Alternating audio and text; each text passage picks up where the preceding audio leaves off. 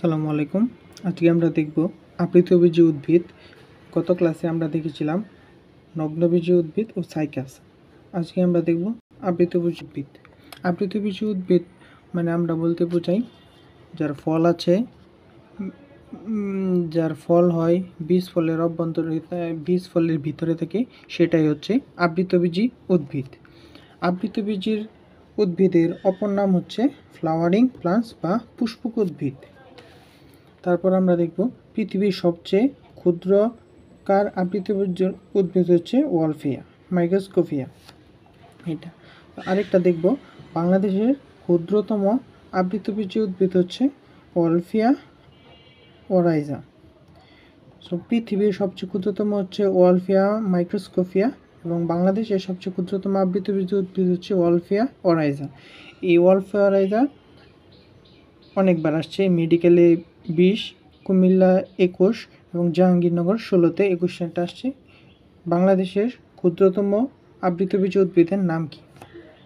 So আমরা এখানে দেখতে পাচ্ছি আরেকটা কোশ্চেন আসছে জাহাঙ্গীরনগর 20-এ, সেটা হচ্ছে বাংলাদেশের উঁচু বৃক্ষের নাম কি?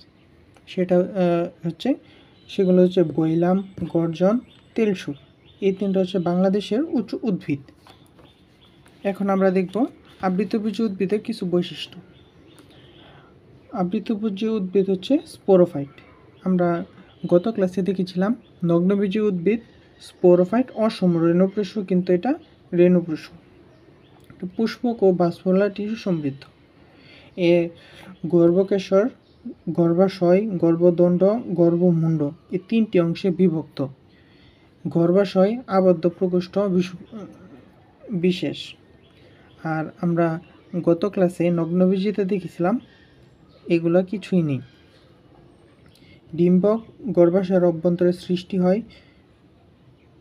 গর্ভধারণের পর ডিম্বক বীজে পরিণত হয়, তাই বীজ ফলের ভেতরে থাকে। এর শুক্রাণু ফ্লাজেলাবিহীন ও পরাগায়নকালে পরাগরেণু গর্ভমুণ্ডে পতিত হয়। শুক্রাণু ফ্লাজেলাবিহীন মানে শুক্রাণুর কোনো হাত পা নাই, এটা কোনো চলাচল করতে পারে না। এদের দিনেশেক ঘটে। নগ্নবীজীতে আমরা দেখেছিলাম নগ্নবীজীতে দিনেশেক ঘটে না, কিন্তু একটা ব্যতিক্রম ছিল, সেটা হচ্ছে এফেড্রা। নিষেকের পর এর শস্য গঠন আরম্ভ হয় এবং তাই বীজের শস্য ট্রিপ্লয়েড। আমরা নগ্নবীজীতে দেখছিলাম এর শস্য ছিল ডিপ্লয়েড বা টুয়েন, কিন্তু আমরা নগ্নবীজীতে দেখছিলাম আর আবৃতবীজীতে হচ্ছে এর ষষ্ঠ ট্রিপ্লয়েড। এটা কুমিল্লা 16-তে এসেছিল। তারপর এর শুক্রাণু সর্বোচ্চ নিশ্চল আর্গোগোনিয়াম অনুপস্থিত। সুস্পষ্ট যৌনক্রম বিদ্যমান। তো আমরা যদি একবার নগ্নবীজী আবৃতবীজীর পার্থক্য পড়ি, তাহলে কিন্তু পুরোটা ক্লিয়ার হয়ে যায়। নগ্নবীজীতে গর্ভাশয়, গর্ভদণ্ড নেই, কিন্তু আবৃতবীজীতে আছে। গর্ভাশয় না থাকায় ফল উৎপন্ন হয় না, কিন্তু আবৃতবীজী উদ্ভিদে ফল উৎপন্ন হয়। এখানে বীজ নগ্ন অবস্থায় থাকে, যা বীজ ফলের ভিতরে থাকে। নগ্নবীজে আর্গোগোনিয়া সৃষ্টি হয়, সে সৃষ্টি হয় না। পরাগরেণু ডিম্বকে পতিত হয়, এটা গর্ভমুণ্ডে পতিত হয়। এর দিনেশেক ঘটে না, এর দিনেশেক ঘটে। এটার ব্যতিক্রম হচ্ছে এফেড্রা। আর এটার এন্ডোস্পার্ম হ্যাপ্লয়েড, আর এটার এন্ডোস্পার্ম হচ্ছে ট্রিপ্লয়েড। এর জাইলেম সুগঠিত ভেসেল কোষ এবং ফ্লোয়েম টিস্যুতে সঙ্গী কোষ নেই, যেটা আমরা একটা ছন্দের মধ্যে জেনেছিলাম, সেটা হচ্ছে জাইলেমের ভাই নাই এবং ফ্লোয়েমের সঙ্গী নাই। এবং এখানে জাইলেমের সুগঠিত ভেসেল কোষ ও ফ্লোয়েমের সঙ্গী কোষ থাকে। আর পরাগায়নের মাধ্যম হচ্ছে নগ্নবীজীতে বায়ু এবং আবৃতবীজে বায়ু, প্রাণী ও কীটপতঙ্গের মাধ্যমে এর পরাগায়ন ঘটে থাকে। এখন আমরা আবৃতবীজীর গোত্র সম্পর্কে জানব। আবৃতবীজী 2 ধরনের। একটা হচ্ছে মেলাগনিয়া শ্রেণী বা দ্বিবীজপত্রী, একটা হচ্ছে লিলি শ্রেণী বা একবীজপত্রী। দ্বিবীজপত্রী মানে বোঝা যাচ্ছে এটির বীজ হবে 2টা, আর একবীজপত্রী মানে এর বীজ হবে একটা। এখন আমরা কিছু স্বভাব সম্পর্কে জানব। প্রথমেই হচ্ছে বিরুৎ। বিরুৎ হচ্ছে ধান, গম, শ্বেতদ্রোণ, দূর্বা ঘাস। যেগুলা বিরুৎ হচ্ছে যেগুলা ছোট নরম কাণ্ড থাকে সেগুলো হচ্ছে বিরুৎ। নরম কাণ্ড আমরা জানি ধান, গম, দূর্বা ঘাস এগুলা কাণ্ড খুবই নরম, তাই এগুলো হচ্ছে বিরুৎ। আর উপগুল্ম হচ্ছে ছোট আকৃতির উদ্ভিদ।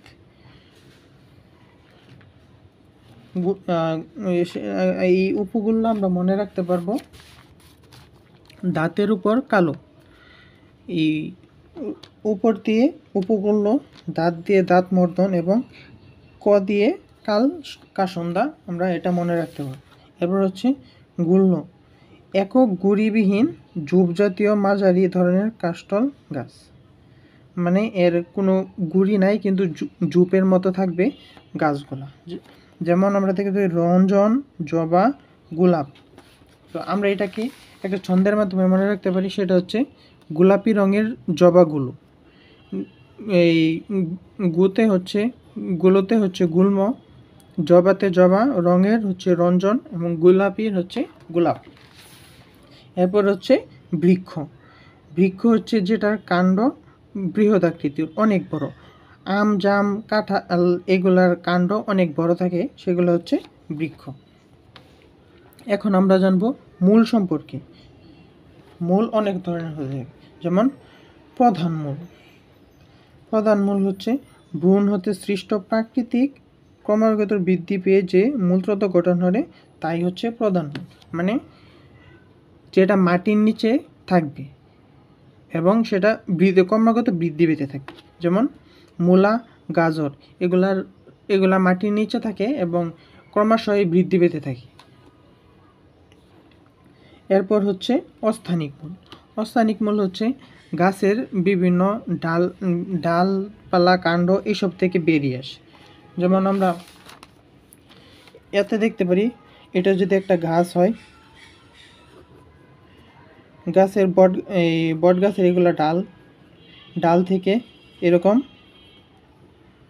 কিছু লতা নেমে আসে, এগুলোই হচ্ছে অস্থানিক মূল মাটিতে। এগুলি হচ্ছে অস্থানিক মূল। অস্থানিক মূল হচ্ছে কিয়া, বট ও অষ্ট। এরপর আমরা আরও কিছু দেখব। আরেকটা হচ্ছে গুচ্ছ মূল। গুচ্ছ মানে বুঝতেই পারছো, অনেকগুলা একসাথে থাকবে। অনেকগুলা একসাথে এমন থাকে ধান। তো আমরা দেখতে পাচ্ছি ধান, এটা একবার কোশ্চেনে জাহাঙ্গীরনগর 22 কোশ্চেন আসছে। নিচের কোনটির গুচ্ছ মূল? সেটা হচ্ছে ধান। আর পরাশ্রয়ী মূল হচ্ছে পরাশ্রয়ী অর্কিডের মূল। এখন আমরা দেখব কাণ্ড সম্পর্কে। প্রথমে হচ্ছে ফাঁপা কাণ্ড। ফাঁপা কাণ্ড হচ্ছে যে কাণ্ডের ভিতরে ফাঁকা থাকবে, কোনো কিছু থাকবে না। যেমন ঘাস গোত্রের বা পসি গোত্রের উদ্ভিদ, যত উদ্ভিদ আছে সবগুলার ফাঁপা কাণ্ড। আরেকটা হচ্ছে রাইজোম। রাইজোম হচ্ছে মাটির ভিতরে রূপান্তরিত কাণ্ড।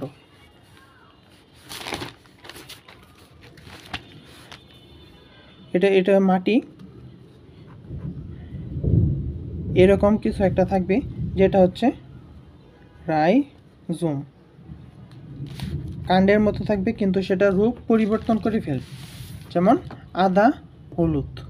টিউবার হচ্ছে টিউমারের মতো এরকম ফুলে থাকবে, টিউমারের মতো ফুলে, সেটা হচ্ছে আলু। কিন্তু এখানে একটা ইম্পর্টেন্ট বিষয় হচ্ছে মিষ্টি আলু কিন্তু কাণ্ড নয়, এটা হচ্ছে মূলের একটি স্ফীত অংশ। তো এটা অনেক ইম্পর্টেন্ট যে নিচে মিষ্টি আলু কি, এটা প্রশ্ন আসতে পারত।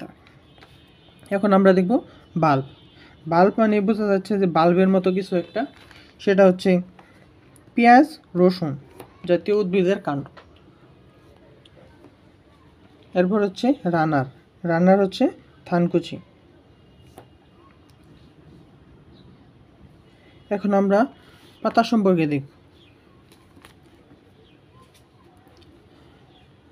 পাতার 3টি অংশ থাকে, পত্রমূল, পত্রবৃন্ত এবং পত্রফলক। আমরা যদি একটা পাতা দেখি, এটা হচ্ছে একটা পাতা, এটা হচ্ছে বোটা এবং এই পাতার যে এই অংশটুকু আছে এটা হচ্ছে পত্র ফলক, এবং এই যে এই অংশটা এটা হচ্ছে পত্র বৃন্ত, এবং এই এই এই যে এই অংশটা যে আছে এটা হচ্ছে পত্র মূল। তো আমরা জেনে গেলাম কোনটা পত্র ফলক, কোনটা পত্র বৃন্ত এবং কোনটা পত্র মূল, এবং এইখানে যে লেগে আছে এটাকে বলা হয় পর্ব। যে অংশে লেগে আছে সেটা হচ্ছে পর্ব। এখন আমরা দেখব পত্রবৃন্ত। পাতায় যদি পাতার মধ্যে যদি বোটা থাকে সেটা হচ্ছে পিটিওলেট বা বৃন্তযুক্ত পাতা। যদি বোটা না থাকে সেটা হচ্ছে সোসাইল বা বৃন্তহীন পাতা। এরপর আমরা দেখব সিম্পল লিফ বা সরল পত্র। যেই পাতার মধ্যে যে পাতায় একটি মাত্র পত্র ফলক থাকে সেটা হচ্ছে সিম্পল লিফ, মানে এইরকম একটা পত্র ফলক থাকে সেটা হচ্ছে সিম্পল। এরকম একটা করে পত্র ফলক কোন উদ্ভিদে থাকে সেটা হচ্ছে জবা, আম, জাম, কাঁঠাল এইসব উদ্ভিদে পাতা হচ্ছে সরল। এরপর আমরা দেখব কম্পাউন্ড লিফ। কম্পাউন্ড লিফ হচ্ছে অনেকগুলা পাতা একসাথে থাকে, যেমন একটি ডালে এরকম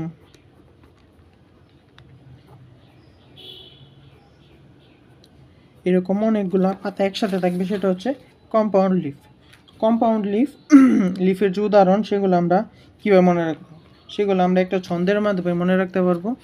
সেটা হচ্ছে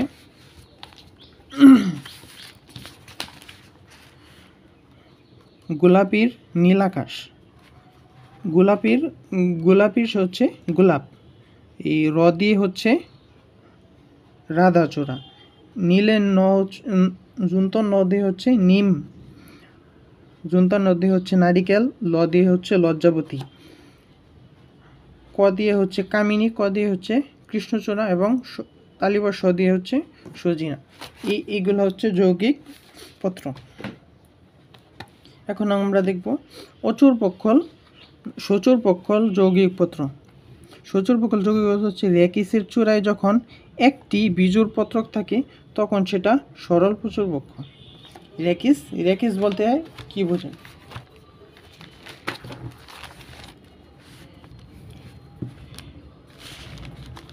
এই যে এইভাবে যখন পাতাগুলো সজ্জিত থাকে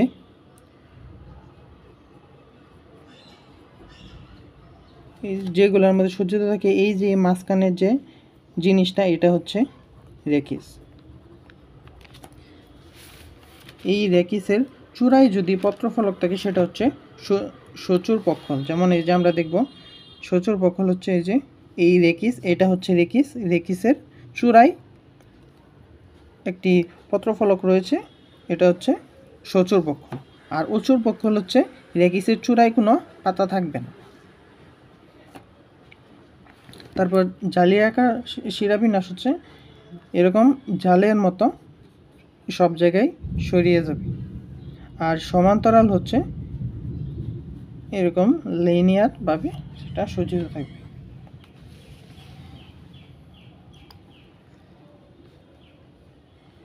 এখন আমরা দেখব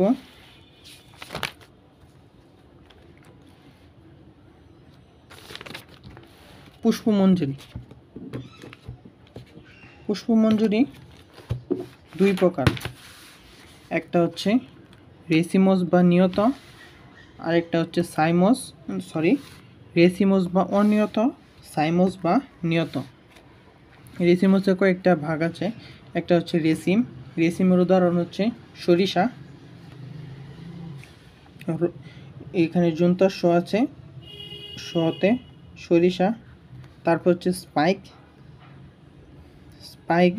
স্পাইক হচ্ছে রজনীগন্ধা, আর স্পাইকলেট হচ্ছে পোয়াসি বা ধান গম যত উদ্ভিদ আছে এগুলো।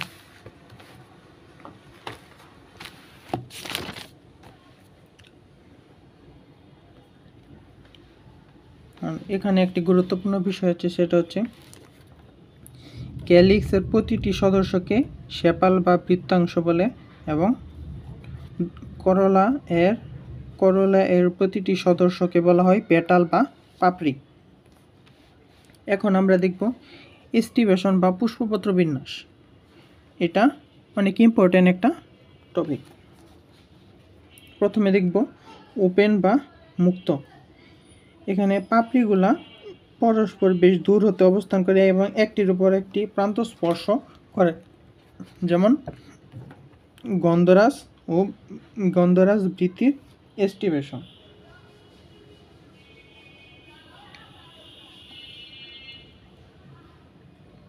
তো আমরা এটাকে কীভাবে মনে রাখতে পারবো? ওপেন বা মুক্তকে আমরা মনে রাখতে পারবো যোগ দিয়ে। ওতে ওপেন,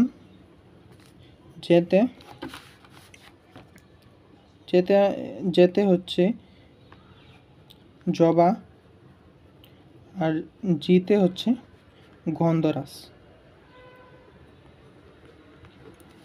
এভাবে আমরা মনে রাখতে পারবো ওপেন এস্টিভেশন।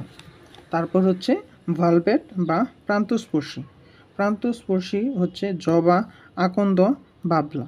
তো আমরা দেখতে পাচ্ছি বাবলা এটা জাহাঙ্গীরনগর 17-তে আসছে। যে নিচের কোনটি প্রান্তস্পর্শী এস্টিভেশন? উত্তর হচ্ছে বাবলা। তো আমরা এটাকে আমরা মনে রাখতে পারবো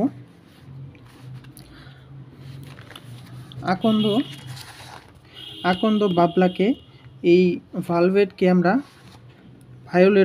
ভায়োলেট ধরতে পারি, বেগুনি রঙের জবা দিল। আকন্দ বাবলাকে ভায়োলেট রঙের জবা দিল, এই ভায়োলেটকে আমরা ভালভেট ধরবো। যেমন এখানে হচ্ছে ভালভেট হচ্ছে আকন্দ, বাবলা এবং জবা। এরপর আমরা দেখব টুইস্টেড মানে হচ্ছে পাকানো, যেটা পেঁচিয়ে থাকবে এমন হচ্ছে জবা আর কবরী। তো এখানে দেখে জাহাঙ্গীরনগর 18-তে কোশ্চেন আসছে 18, যে নিচের কোনটি টুইস্টেড বা পাকানো? উত্তর হচ্ছে জবা। তো আমরা এটাকে মনে রাখতে পারবো যে আমরা সবাই জানি যে প্রত্যেকটা ভালো কাজের মধ্যে এক একটা টুইস্ট থাকে। তো আমরা বলবো কাজের মধ্যে টুইস্ট। তখন টুইস্ট হচ্ছে কতে কবরী, আর জতে হচ্ছে জবা। এরপর হচ্ছে ইমব্রিকেট আমরা দেখতে পাচ্ছি অনেকবার আসছে। ডেন্টাল 18-19-এ, ঢাকা ইউনিভার্সিটি 18-তে আসছে, জাহাঙ্গীরনগর 18-তে আসছে। তো এর উদাহরণ হচ্ছে কৃষ্ণচূড়া, কালকাসন্ধ্যা। এটাকে আমরা মনে রাখতে পারবো কই দিয়ে। কইতে হচ্ছে কৃষ্ণচূড়া, কালকাসন্ধ্যা, আর ইতে হচ্ছে ইমব্রিকেট। এরপর হচ্ছে কুইন কানশিয়ালের উদাহরণ হচ্ছে পেয়ারা, সরিষা। তো আমরা এখানেও দেখতে পাচ্ছি জাহাঙ্গীরনগর 18-তে আসছে, 17-তে আসছে। নিতের কোনটি কুইন কানশিয়ালের উদাহরণ? সেটা হচ্ছে সরিষা। তো আমরা এটাকে মনে রাখতে পারবো কুইন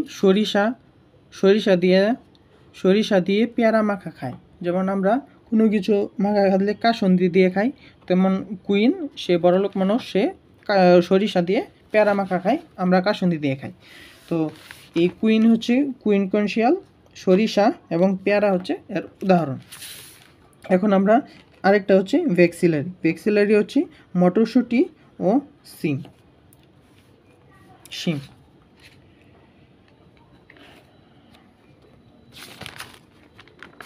এখন আমরা দেখব পুষ্প সম্পর্কে।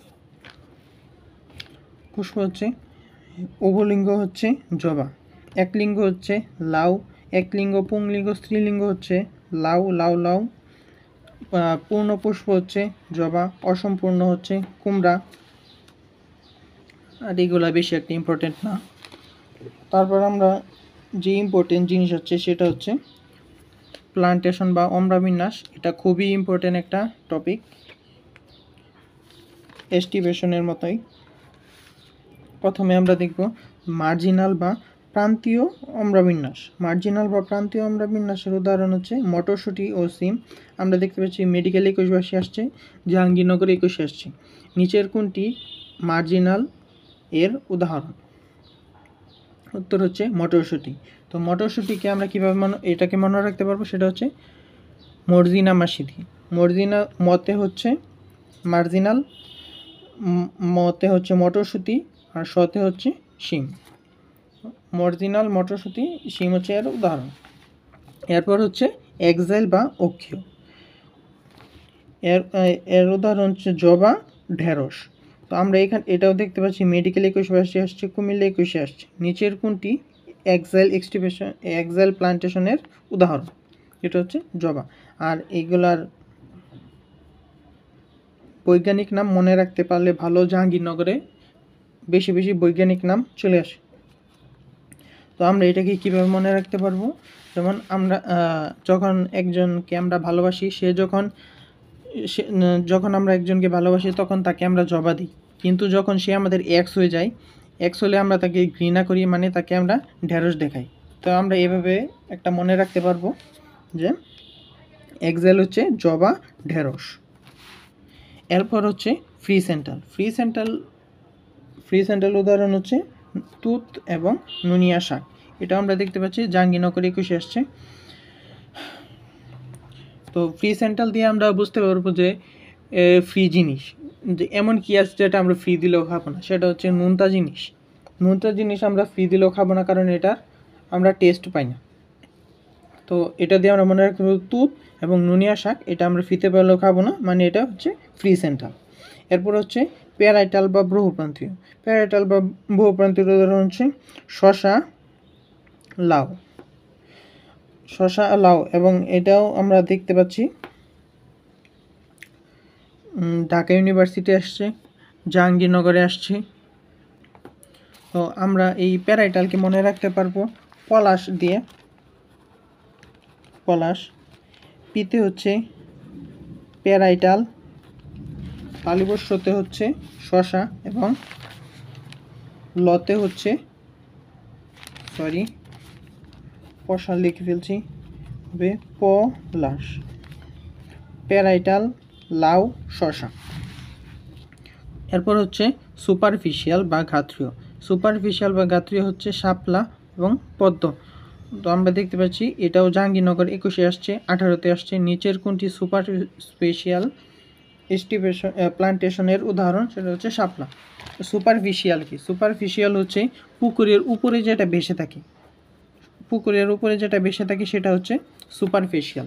তো পুকুরের উপরে ভেসে থাকে সেটা হচ্ছে শাপলা, পুকুরের মধ্যে ভেসে থাকে, এবং পদ্ম পুকুরের মধ্যে ভেসে থাকে। এখন আমরা দেখব বেসাল বা মূলীয়। উদাহরণ হচ্ছে ত্রিধরা, সূর্যমুখী এবং ধান বা অরাইজা সেটিভা। এটা রাজশাহী ইউনিভার্সিটি আসছে, জাহাঙ্গীরনগর ইউনিভার্সিটি আসছে, এবং এটার বৈজ্ঞানিক নাম দিয়ে আসছিল। এবং এটার উদাহরণ হচ্ছে ধান বা পয়াসি গোত্রের সকল উদ্ভিদ। এরপর হচ্ছে এপিকাল বা শীর্ষক। এর উদাহরণ হচ্ছে ধনিয়া এবং লাল পাতা। তো এরই মাধ্যমে আমাদের অম্রবিন্যাস শেষ, পুষ্পপত্র বিন্যাস শেষ, মোটামুটি প্রায় ইম্পর্টেন্ট সবগুলাই শেষ। এখন হচ্ছে ফল, যেটা জাহাঙ্গীরনগরের জন্য অনেক বেশি ইম্পর্টেন্ট একটা টপিক। তো আমরা দেখব প্রথমে হচ্ছে প্রকৃত ফল যেটা হচ্ছে, আর এই ফলগুলোর নাম হচ্ছে কোনো টেকনিক দিয়ে মনে রাখা যাবে না। এক ফল বিভিন্ন রকম বিভাগে পড়ে যায়। যেমন আমরা এখানে দেখতে পাবো, যেমন প্রকৃত ফল হচ্ছে আম, জাম, লিচু।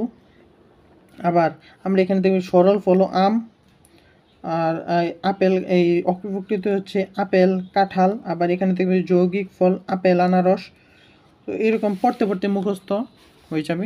তারপর হচ্ছে এখানে কেরিওপসিস, এখানে কেরিওপসিস থেকে রাজশাহী 21 আসছে, জাহাঙ্গীরনগর 21, জাহাঙ্গীরনগর 18, আর জাহাঙ্গীরনগর 15তে একটা কোশ্চেন আসছে এই সংজ্ঞা দিয়া।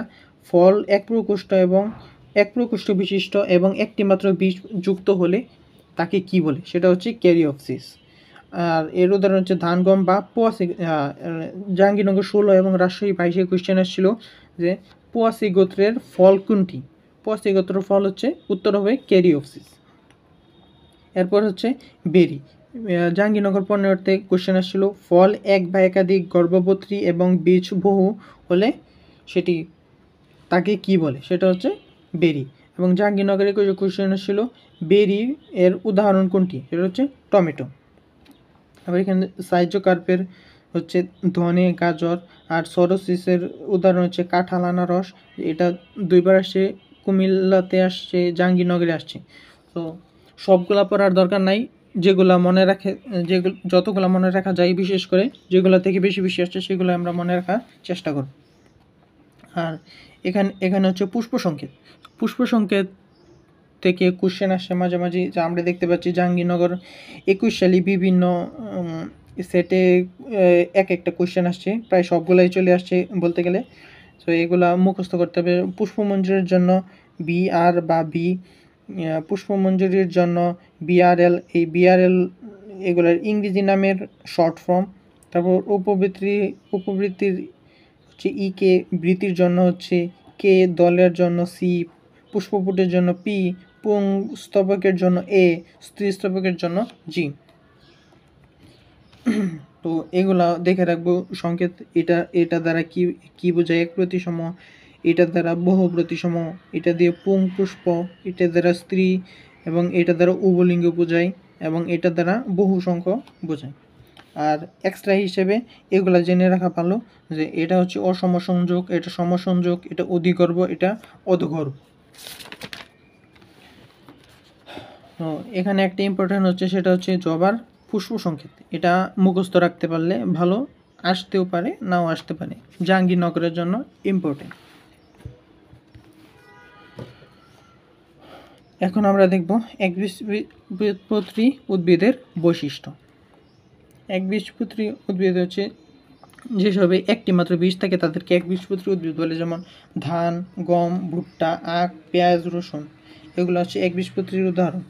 একবীজপত্রী কীভাবে আমরা শনাক্ত করতে পারি, একটি মাত্র বীজ থাকবে, অস্থালিক মূলগুলো গুচ্ছ, মানে বাইরের থেকে যে মূল বেরিয়ে আসবে সেগুলো গুচ্ছ আকারে থাকবে, পাতার শিরাবিন্যাস সমান্তরাল, মানে এরকম থাকবে। তারপর হচ্ছে পুষ্পপত্রের সংখ্যা 3 বা 3-এর গুণিতক বা ট্রাইমেরাস, এটা ইম্পর্টেন্ট, এর গৌণবৃদ্ধি ঘটে না। আর পোয়াশি গোত্রের অবস্থান 34তম। এখন আমরা দেখব মালবেসির শনাক্তকারী বৈশিষ্ট্য। মালবেসির শনাক্তকারী বৈশিষ্ট্য, যেহেতু এটা একবীজপত্রী উদ্ভিদে পরিস্থিতি একবীজপত্রী উদাহরণের মতোই, যেমন এটা নলাকার, মতপর্ব, ফাঁকা, এর পরকদানি, সর্বমুখ, গর্ভমুণ্ড পালকের ন্যায়, গর্ভাশয় এক প্রকোষ্ঠ। আর সবচেয়ে বেশি ইম্পর্টেন্ট হচ্ছে এর অম্রবিন্যাস মূলীয়। রাজশাহী 21 আসছিল, মূলীয় অম্রবিন্যাস কোনটির, উত্তর হবে মালবেসি। তারপর ঢাকা 1900 আসছিল, মালবেসির ফল কোনটি, সেটা হচ্ছে ক্যারিওপসিস। তারপর এখানে আমরা একটা এই চট্টগ্রাম 22 একটা সংজ্ঞা ছিল, সেটা হচ্ছে পুষ্পক্রান্তে ক্ষুদ্রকায় 2টি পুষ্পপদ থাকে, তাকে কি বলা হয়, সেটা হচ্ছে লরিকিউল। আর এখানে পোয়াশি গোত্রের, আমরা মালবেসি বলে ফেলছি, সেটা হবে পোয়াশি। এখানে পোয়াশির ফল হচ্ছে ক্যারিওপসিস, দুঃখিত ভুল বলার জন্য।